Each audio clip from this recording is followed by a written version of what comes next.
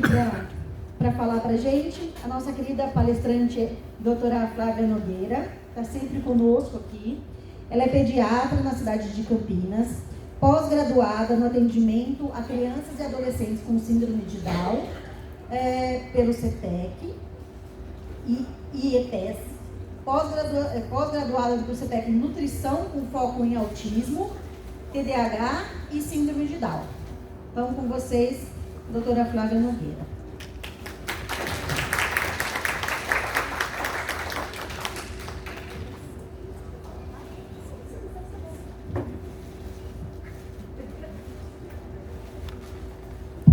Bom dia, acho que vou ficar aqui do lado direito.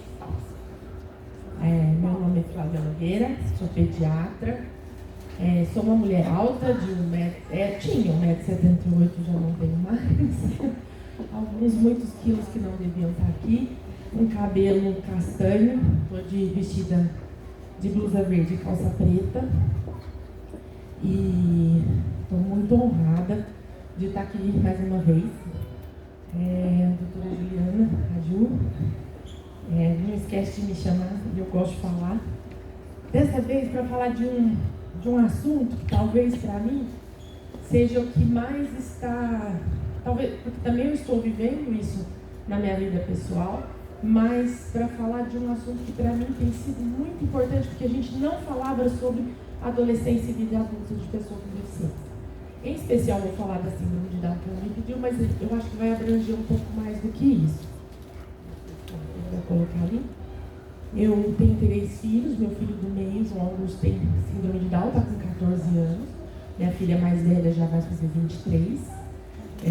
Psicóloga, já quase psicóloga, há poucos dias. E a Olivia, de 7 anos. E os meus pacientes estão envelhecendo, graças a Deus. Estão envelhecendo, já estou nessa... que eu sou pediatra, já tenho 22 anos, mas já pelo menos 14, que eu me dedico a atendimento, principalmente pessoas com síndrome de Down T21. E eu estava tendo muita dificuldade de o que fazer com esses pacientes, porque tem muitos colegas clínicos que não se sentem preparados para atender, ou você tem um vínculo, o pediatra tem um vínculo, não adianta você querer, daqui para frente você vai com fulano, ciclano. Determinadas coisas eu não vou ser capaz de resolver, mas outras passa-se a cuidar do indivíduo. Acima de tudo, a gente faz medicina. Não sei se já vai sair ali no bar, porque eu demorei para entregar ali. E eu acho que o que é mais importante a gente lembrar é que a condição clínica e genética da síndrome de Down faz com que a gente tenha indivíduos que vão ter um processo de envelhecimento precoce global. Então a gente tem que cuidar muito desse indivíduo, porque ele vai ter tantas manifestações da fase adulta e fase de adolescência, principalmente da fase adulta e da velhice, elas podem ter uma série de complicações. Se a gente não cuidar desde a fase de infância, a gente depois tem que correr atrás muito mais, tudo vai ser mais difícil. Então tudo é uma linha do tempo, eu preciso ir investindo desde sempre para que eu tenha uma fase adulta e uma fase de vida, uma fase dos idosos mais, digamos, com uma maior qualidade de vida. E as coisas vai parecer ali, mas o que eu queria dizer, a deficiência é o resultado de uma complexa relação entre a condição de saúde da pessoa e os fatores pessoais e ambientais que representam a circunstância onde ele vive. Então não a gente está muito acostumado, igual a gente estava na palestra da doutora Bruna, falar sobre isso, ou doente, ou não sei o que. Não, a gente, principalmente o médico, eu vou às vezes em congresso médico, eu começo só a me arrepiar, falar, acho que eu vou sair da sala, acho que eu vou ficar. Porque ainda é muito capacitismo, é muito difícil, né? Então a gente está mudando aos poucos esses paradigmas, mas estamos mudando. E hoje eu queria, depois, se vocês não seguem, vale a pena quem tem Instagram, olhar no Instagram do Teteco Barros. Hoje de manhã ele pôs um vídeo fantástico, que é exatamente tudo aquilo que eu estudei para preparar a palestra.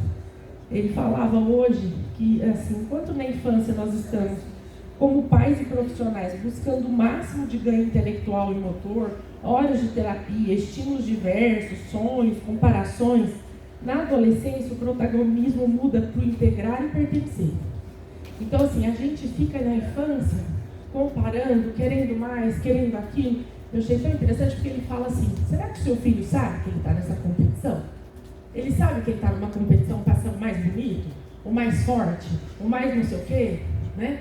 Eu achei fantástico. Se vocês tiverem um tempo, vão ver esse vídeo, porque para mim está maravilhoso. Exatamente o que eu estava falando sobre isso, pensando sobre... Foi, Ju? Ju? Foi, não? Não. Na adolescência, a gente precisa de uma necessidade de dar um sentido para a própria existência, achar a sua identidade. Se tornar adulto é o encontro do seu limite, inclusive o direito de negação do seu limite. Eu preciso negar também isso, né? Então, é importante a gente saber que se tornar adulto, aos poucos a gente vai definindo qual é o limite, até onde a gente vai ou não vai, e principalmente a gente pode negar que a gente não tem limite. Então, isso também é tirado da pessoa com deficiência. Todos nós nos movemos de maneira mais ou menos consciente sobre essa linha.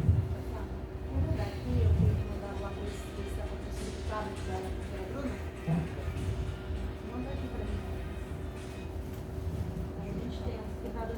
É difícil encontrar os próprios limites, mas o encontro com os limites é também uma pré-condição para a gente se tornar adulto. Né? E muitas vezes o cuidado, o objetivo do cuidado é confundido com o seu fim. Permitir que a pessoa com deficiência viva em nosso meio e aí começar uma reabilitação interminável que anula a existência do indivíduo. Que é exatamente o que ele quer dizer, até que ponto a gente tem que modificar tudo. Eu acho que na adolescência, o que a gente percebe, e aí como mãe de adolescente, como tendo hoje muito paciente, eu percebo assim, essa questão do pertencer, né? O quanto é importante eu ter noção de quem eu sou, das pessoas que estão ao meu redor. O João, ele vai fazer 15 anos. E por conta disso, eu tenho uma vida social imensa. Então, se você perguntar para ele, o que é para você ter síndrome de Down? Sabe o que ele vai te responder?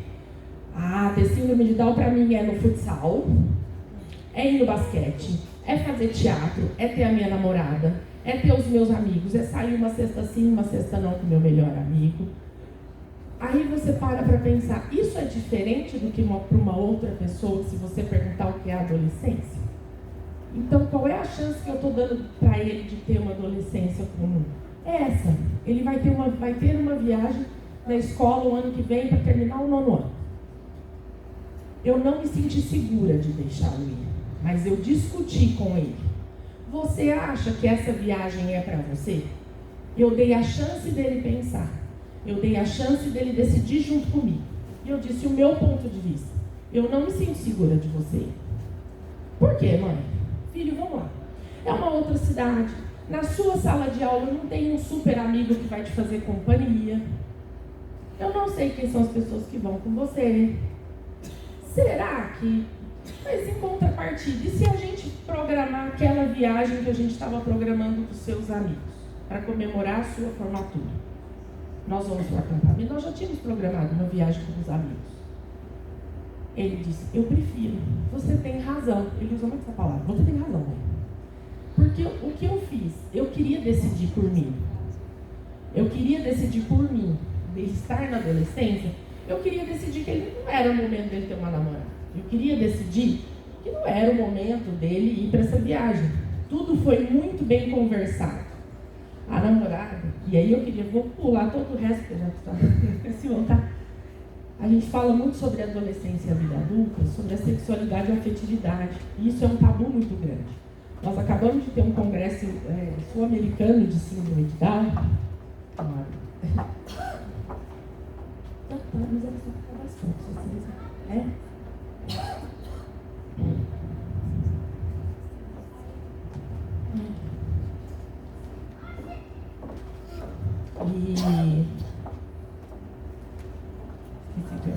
A gente estava no congresso agora, E o congresso foi um congresso extremamente inclusivo. Todas as mesas nós tínhamos pessoas com síndrome de Down na mesa. Essas pessoas não eram vitrine, essas pessoas participaram do congresso. Quem pôde ir percebeu que elas puderam dar a opinião delas, que elas puderam, cada uma delas, preparar a sua palestra e falar sobre aquele assunto. Quando a gente está na adolescência, na vida adulta, a gente toma muita decisão pelo outro. É óbvio que, como mãe, eu vou ajudar nas decisões. Eu ajudo nas decisões da minha filha adulta sem deficiência também. A minha mãe também quer dar palpite na minha vida, né? Mas isso é você partilhar. Se a gente é possível, isso é partilhar. Então, quando a gente decide, né, porque a gente brinca muito lá no congresso, teve muito essa pergunta. Teve uma mãe que levantou a mão e disse: eu tenho uma filha de 14 anos com síndrome de Down, e ela me disse que quer sair no final de semana com um amiguinho dela, que também tem síndrome de Down, para ir no cinema. Eu acho que isso é estimulá-la a querer ter um namorado. Será que é? Quando você tinha 14 anos, você também não queria sair? Não é estimular, né? É você vivenciar a afetividade. Quando a gente nega toda essa afetividade e essa sexualidade, ou seja o que for, a gente começa a criar outros tabus, né? Então, a minha vontade era imensa de levantar a mão e dizer: ela não vai sozinha, você não vai junto? A gente vai junto, né? Então a gente vai junto, a gente vai norteando o que é legal, o que não é legal, o que é ideal, senão fica aquela coisa assim, né? É igual uma que levantou: ela quer namorar o moço da TV. Eu vou dizer lá, também, meu sonho, meu marido não está aqui, o meu sonho é lá namorar o Cauã Raymond. Mas vamos lá, eu moro na mesma cidade do Cauã Raymond? Não. Eu encontro com ele? Não. Nem vou tocar nos outros assuntos. Talvez eu não tenha também os mesmos gostos do que ele. Eu não tenho oportunidade nem de estar perto. Mas eu tenho oportunidade de conhecer o meu amigo, o meu marido, que estudou na mesma faculdade que eu, que tem mais ou menos os mesmos gostos do que eu, mas nós partilhamos essas coisas. Será que nós estamos dando a chance dos nossos adolescentes e adultos partilharem esses momentos? Então, quando a gente fala assim: o que eu vou falar para ele? Vai falar o que eu acabei de falar aqui. Se eu falasse para vocês: mas eu queria muito namorar o Cauã Raymond, o que vocês vão falar para ele? Até parece. Não, nós vamos começar da base. Uma base que eu nem sei onde ele mora, eu não vou encontrar com ele.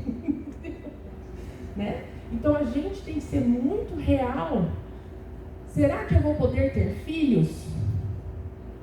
O que acontece? Como é para a gente ter filhos?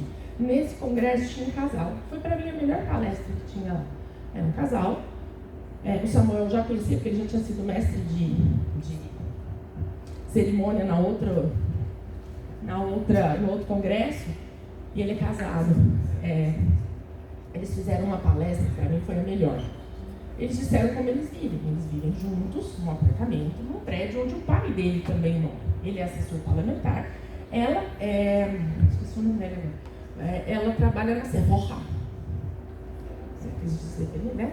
Então, assim, ele disse com todas as palavras: nós moramos juntos, mas nós não somos totalmente independentes. O meu pai me ajuda. Ele me ajuda a pagar parte das coisas que eu preciso lá. Se eu fico doente, eles vão até o apartamento para ter certeza que eu tomei remédio. O meu remédio todo dia eu tomo conta, né? E eles perguntaram assim: será que a gente quer ter filho? Aí ele fez assim, essa para mim eu queria levantar todas as horas e bater palma. Mas ele disse assim: nós paramos para pensar. O filho vai ser criado por nós? Primeiro, nós temos estabilidade financeira para criar? Não, porque eu estou precisando da ajuda do meu pai ainda. Segundo, eu vou precisar que outra pessoa cuide. Eu não quero ter um filho para que outra pessoa cuide. Terceiro, eu pensei nas minhas prioridades. É prioridade para mim viajar ou cuidar de filho? É óbvio que é viajar. Na hora eu levantei. Eu disse: é isso. Eu preciso tentar, né? A outra pessoa perguntou: como que você fala? Não, primeiro você vai cuidar de uma planta. Você quer ter filho? Então você vai cuidar de uma planta. Já ia errar, eu matei todas as minhas plantas, meus filhos estão muito bem. Mas assim, por isso tem o meu marido, que cuida da planta. Precisa ser 2. Eu digo assim: Você, mas a planta não adianta, você está vendo ela morrer, você finge que não vê, você vai dar um cachorro, o cachorro está morrendo, você continua até entender. Quando eu fiz, o João tinha 2 anos de idade, eu tenho uma amiga que tinha uma filha, já estava na época, 26 anos, e ela disse, eu quero ter filhos. Ela, tudo bem, vamos entender o que é ter filho. Ela tinha uma amiga que tinha tido um bebê, ela disse, posso pedir para ela passar o fim de semana na sua casa? Pode. Ela voltou no domingo dizendo, mãe, mudei de ideia. E se ela não mudar de ideia, a gente vai pensar em outra coisa. Todos mudaram, tá? Essa foto é uma foto muito legal, que foi tirada no Updal Basquete, num projeto social que a gente tem em Campinas, onde a Mônica, que está ali, que é a coordenadora, ela chamou todos eles para saber como é que estava o grupo. Porque conversar com a gente, ela está cansada de conversar, a gente dá palpite, mãe está palpitando, mãe latinda piorou. Ela foi perguntar o que eles achavam, se o basquete estava bom, se eles queriam mudar os exercícios, se eles não queriam, se eles queriam continuar o projeto. E olha que ela não tem vivência com deficiência. Ela conseguiu, a Mônica, ela conseguiu, para mim, vencer a maioria dos capacitismos que a gente vê em pessoas que estão, né, fazendo projetos sociais. E com todos eles, são todos adolescentes e adultos. Aqui é o João no teatro. Ele faz teatro. O teatro é só para pessoa? Não. Ele escolheu fazer teatro e o teatro se adaptou a ele. Ele tem outras pessoas com deficiência no grupo, mas ele é protagonista. Ele está lá, ele decidiu, não fui eu. Por mim, a gente ia parar, porque eu não aguento mais de quarta-feira ficar lá 2 horas esperando, mas ele decidiu e é muito legal, né? A Zumba? É. Aqui é o aniversário, né? O aniversário onde a gente está, onde estão as pessoas adultas, a gente fechou um barzinho, uma balada e fomos todos para lá comemorar um aniversário. Não é o que todo mundo faz? Isso é adolescência. E foi muito legal, é muito saudável, a gente tem que saber esse momento, né? É possível pensarmos na pessoa com deficiência sem ser o doente a ser cuidado, a criança a ser protegida, a necessidade de ser assistido? Será que nós estamos pensando nos nossos filhos como filhos da Flávia Nogueira e do Stefano Faria, ou como os familiares e parentes do Sr. Dado? Né? Do outro lado, a gente tem que pensar assim, eu pus mães porque é um livro, você vai ler, Ana, mas é um livro que fala, nós temos mães e pais que pesam seus pensamentos sobre os filhos impedindo de voar. Cuidado com isso, né? Eles já têm asa, a gente tem que cuidar disso.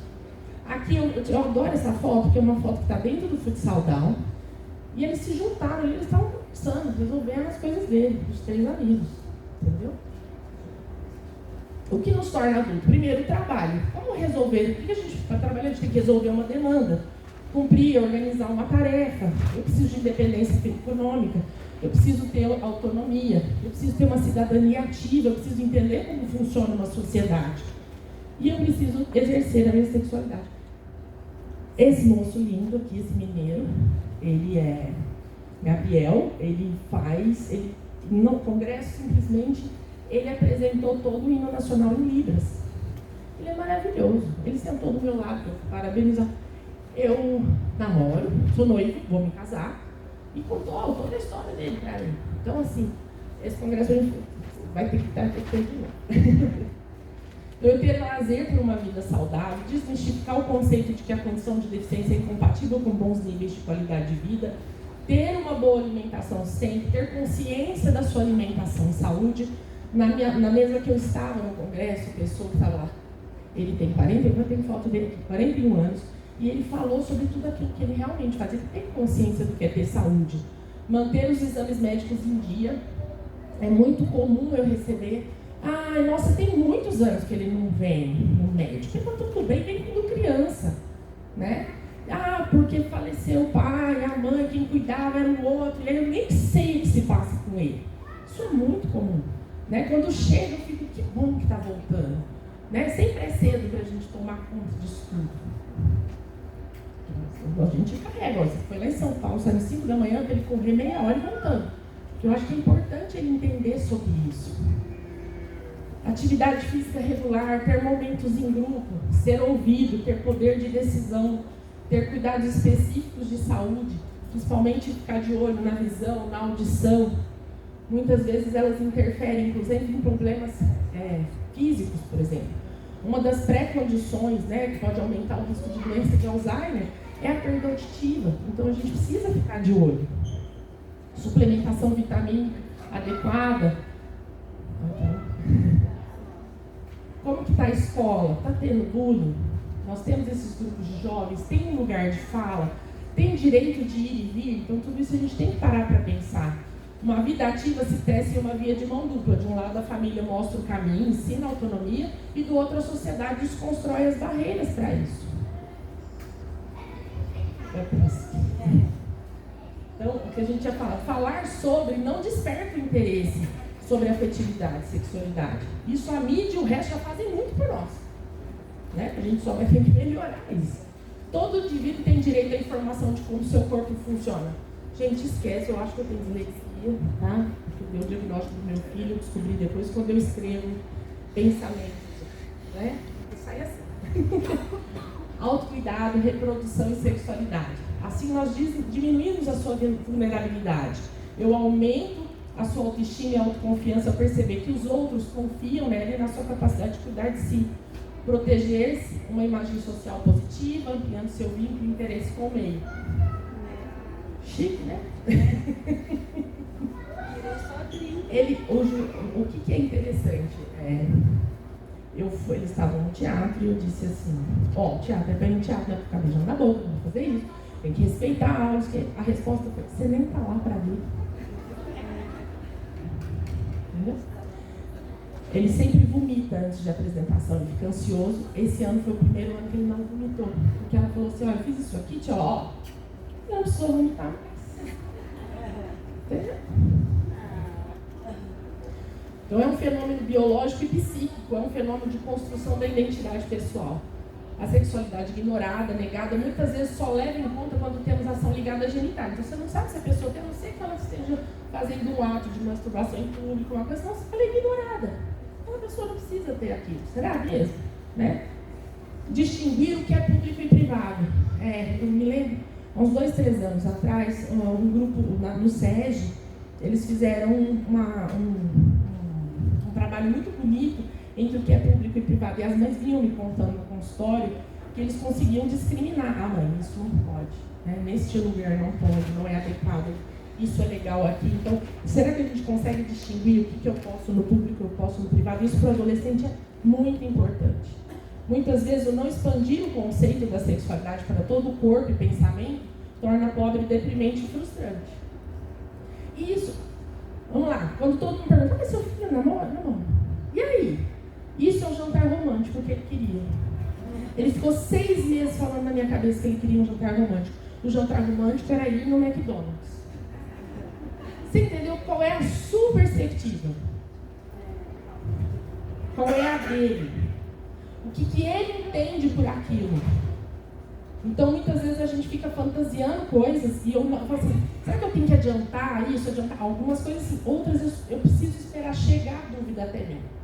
Eu preciso que ele chegue até mim para eu poder falar, opa, isso eu preciso resolver ou não resolver. Então, isso aqui a gente já ido no show, que também era, a gente tinha 6 meses de comprado o show, nós saímos do show e eles falaram, hoje tem a chance do jantar romântico, porque nunca dá. Hoje dá. Entendeu? A gente deixou eles sentarem na mesa atrás, vigiando. Compraram o lanche igual, esquece o McDonald's, o pediatra deixou. Tá? Então, ter ação educativa, a aptidão de falar sobre sentimentos, anseios, emoções, distinguir os laços afetivos e os códigos afetivos. É muito importante a gente ter essa noção de código afetivo. Qual é o código afetivo que eu tenho pela minha mãe? Qual é o código afetivo que eu tenho pelo meu pai? Pelo meu filho? Pelo meu marido? Pelo Cauã, irmão? Isso não conta, né? Qual é o significado disso? As pessoas, se elas não souberem, elas se confundem, né? Então, não, vai estar ruim, né? Porque sai o vídeo lá da moça falando que ele é ruim lá. Então, vamos falar disso. Eu não estou pensando em outra pessoa. Falar sobre parto, gestação e principalmente se proteger. Infelizmente, as pessoas, e principalmente as meninas com deficiência, são meninas que estão vulneráveis aos abusos. Muitas das gestações de meninas com deficiência são por abuso. Elas são férteis. Então a gente está cuidando, a gente está explicando o que pode e o que não pode, quem pode ou quem não pode. É muito importante, né? Tem aquele projeto Eu Me Protejo, ele é fantástico para a gente mostrar para as crianças. Tem livro, tem vídeo, tem música. Né? Vamos para o lúdico primeiro, vamos tentar explicar tudo isso. Isso é muito importante. Então esse era o meu colega da mesa que estava lá comigo. Ajude a organizar a sua ideia. Vamos lá, você está falando com uma pessoa com deficiência, com um adolescente, com um adulto, você não entende o que ele fala. Você finge que entende? Não. Você tenta, então, organizar a ideia dela. Peraí, que eu não estou entendendo. Comece comigo. Você está falando do quê? O que nós vamos conversar aqui? Vamos organizar, ajudar ele a organizar a ideia. Seja paciente. Se você não entende, e respeite o ritmo da pessoa. Isso, para mim, foi o maior aprendizado. Eu sou extremamente agitada. Muito agitada. Eu completo o que as outras pessoas estão falando. Eu levanto no meio da palestra. Eu sou terrível. Isso é um aprendizado. Eu fui no congresso, eu já fui nervosa. Será que eu vou me comportar? Será que vai dar certo? Foi. Porque era um conteúdo muito bom, né? Eu estudo tudo em 2 vezes. Será que eu posso falar com você? Eu aprendi a falar diferente. Eu aprendi como é ser diferente. Como que eu vou chegar até aquela pessoa? Como que eu vou ter uma linguagem que chegue até ela? Né?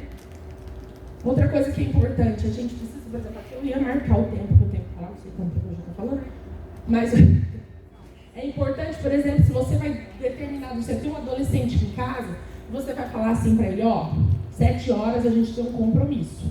Então vamos marcar aqui no relógio um timer, para que 6h30 você já esteja se organizando, para a gente não se atrasar. Eles muitas vezes têm dificuldade, a pessoa com deficiência intelectual pode ter dificuldade de organização do tempo. Né? Então eu escuto isso muito no consultório. Não, mas é muito difícil de manhã, ela quer maquiar, ela quer não sei o quê, ela quer nananana. Então guarde um tempo para tudo isso. Mas eu tenho que acordar mais cedo. Não vai dar, doutora Flávia. Meu Deus, eu não vou conseguir falar para ela não se maquie. Desculpa. Né? Tá bom. Esse é o casal que a gente estava falando no congresso, maravilhoso. Quando a família não quer, a autonomia não vem. Acabou. Se a gente é difícil, vai ter barreira, mas se não começar de nós, não vamos chegar lá. A autonomia não é um produto da competência, ela é construída. Né? A gente não presume aquela pessoa, mas ela consegue. Não, ela é construída. E sempre eu escutei isso da doutora Ana Cláudia Brandão, numa palestra que ela fez esse ano. Vamos primeiro presumir capacidade. Presumir que ele é capaz de fazer.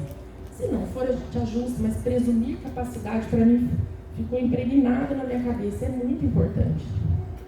Quando eu quero falar com uma pessoa com deficiência intelectual, primeiro eu vou posicionar meu olho no olho.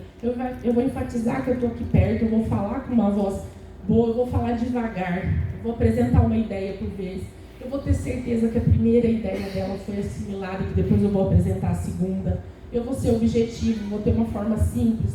Quanto menos palavras eu falar, melhor. Existe um livro, vou mostrar aqui, que chama Mude o Seu Falar, que eu mudo o meu ouvir. É um livro escrito por pessoas com deficiência, já é um livro de uns 10, 12 anos atrás, onde eles falam exatamente, no final vai ter os livros aqui, vocês baterem. Ele é muito interessante porque eles falam assim, é um grupo mediado, onde ela fala, por exemplo, se uma pessoa com deficiência estivesse talvez assistindo a minha palestra hoje, ia estar assim, porque eu estou acelerada aqui, mas eu vou dar apoio visual. Nem todos estão alfabetizados, então nós precisamos ajudar. Usar gestos, traumatização, né? Isso tudo ajuda. E eu aprendi isso, o que é a função do grilo. Sabe o que é a função do grilo? Deixa eu estar em algum lugar e a pessoa está do lado assim, o que ela está falando aí é sobre isso. Fica aqui do lado. Eles chamam de função do grilo na escola, né? Que tem a pessoa. Ou, por exemplo, eu estou falando aqui em português, tem uma pessoa ali que não entende português. E você vai traduzir para ela do lado. Ela está falando agora sobre isso. Ali no ladinho. Então, essa é a função do grilo, né? Isso é importante a gente entender se eles querem. Esses são os livros que mais... Tinha um outro que eu não achei isso na minha casa, mas esse Mude o Seu Olhar, quase todos da Fundação, mas o Mude o Seu Olhar é um livro sobre vários relatos de pessoas adultas, né, que estão contando a sua situação. Esse Mude o Seu Falar, que eu mudo o meu ouvido, já é o segundo, porque eu emprestei um para alguém, não devolveu, eu comprei outro, é maravilhoso, eu sempre leio ele. Esse aqui, Quem Eu Seria Se Eu Pudesse Ser, é um soco no estômago, ele é muito interessante, ele fala sobre, desde quando não é só a família, mas a família, a sociedade, a escola. Ele é um livro do Carlos Lepre, então é um livro com muita é um assunto psicológico mesmo. A Pessoa ao Centro também é um livro dele, do Carlos, tem outros, tem o Viajante, que eu não lembro agora também, então eu esqueci de pôr aqui. E o Guia do Jovem Adulto com T21 do Dr. Zan também tem algumas referências, mas esses outros livros falam muito mais sobre esse processo humano, né, não médico. É isso, gente.